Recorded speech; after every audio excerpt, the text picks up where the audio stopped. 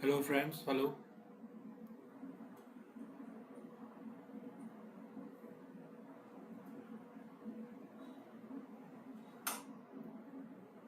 Hello, friends. Hello. Okay, great. Hi, everyone. Yeah, wonderful. Right.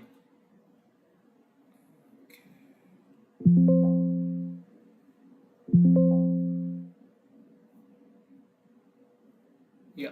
Hi, everyone. Good evening. So today, as I shared the link, this is Dr. Aishwarya Kaushik again for the people who are seeing this for the first time, guys. Seeing my videos for the first time. This is Dr. Aishwarya Kaushik. I am a root canal treatment specialist. I have done my graduation, post graduation, that's BDS, MDS from Maulana Azad Medical College, New Delhi. Then I did my senior residency and my pool officership from again Maulana Azad Medical College, New Delhi. And right now I am in private practice. I have two clinics in South Delhi. As I shared the link, I think earlier in the day, today's discussion is. Where are we? Just a sec. Is the screen moving?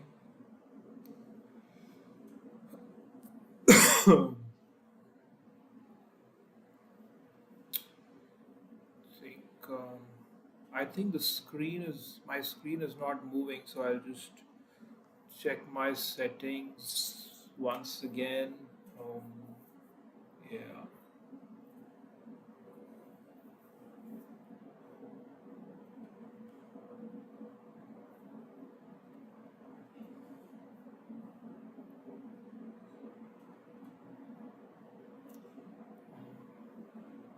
I think no.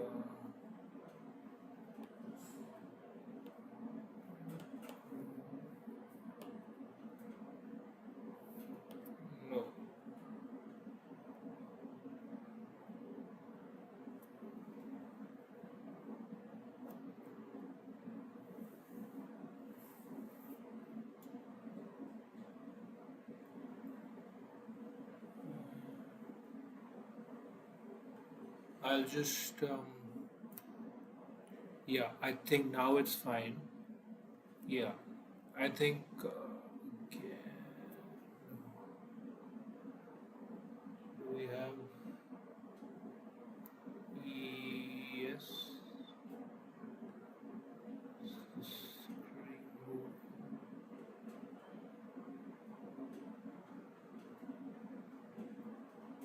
Let me just do a quick check on whether you're able to see the topic. I'll just quickly write down the topic here and let's see.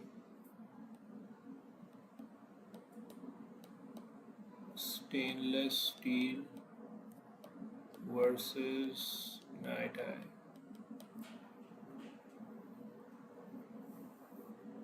Is that visible on the screen?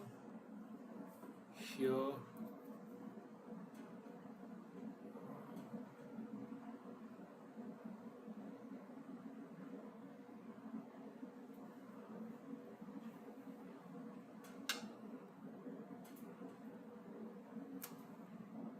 I think so. No, it's not being transmitted to the. Um, yeah.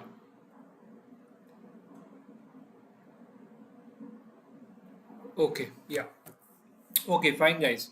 So, friends, the topic today is stainless steel versus night eye. Now, I'm an endodontist, but I have a keen interest in ortho. So, people who do ortho would realize that first, a disclaimer, this is not an ortho lecture.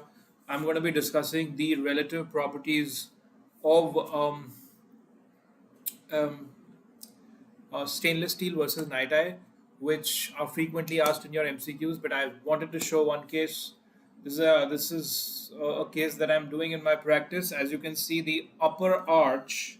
In the upper arch, we have started with the retraction of the canine, So we have a stainless steel wire in the upper arch, right? Lower arch, we're still doing leveling and alignment, so it's a night eye wire. So just for um, giving perspective to what we're talking about, this is an ongoing case, of course, in the initial stages only. Further discussion of ortho, of course, I'm not doing because I'm not an orthodontist. But what is important for us is just getting a perspective of the differences between stainless steel and night eye. And these are the MCQs that we get, guys. So, which one out of all these wires? But today we are discussing about stainless steel and night eye specifically. So if you have to see the modulus of elasticity or the rigidity, 179 gigapascal for SS and night eye 41. So what does this imply? That if you see the rigidity, then for example, if this is a very high steep slope, right, for SS, the stress versus strain curve, right? But for night eye, it would be relatively flatter. The slope would be less, implying that the modulus of elasticity is lower for night eye. What about the yield strength? Yield strength is highest for stainless steel. Yes, lowest for night eye. What about the ultimate tensile strength? Follows the same pattern. The strength in general for SS stainless steel is very high. How do you remember this simple mnemonic? I mean, steel has to be strong, right? In construction, it is used, right? And night eye, again, pretty low value of ultimate tensile strength.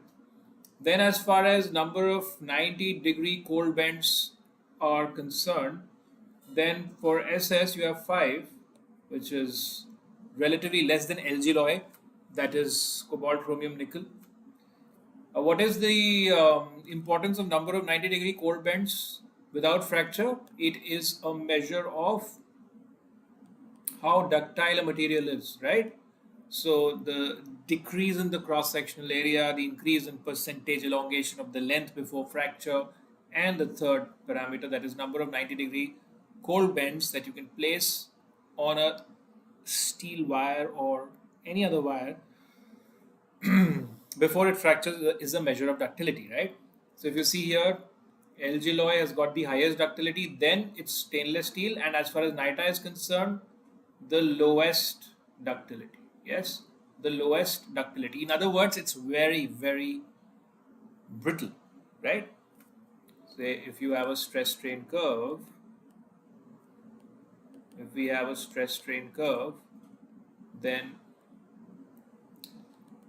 whatever plastic deformation that you have from the proportional limit till the ultimate tensile strength would be the measure of ductility. So when the ductility is low, that means it's more brittle. Ductility and brittleness are inversely related to each other, right, guys? So this is about it, and I'll keep coming. Um, I'll I'll keep staying. I'll stay connected with you guys for these short videos and short interesting videos. If they're short, they're interesting. They're interesting for people who are preparing. They're interesting for people who are in private practice, isn't it?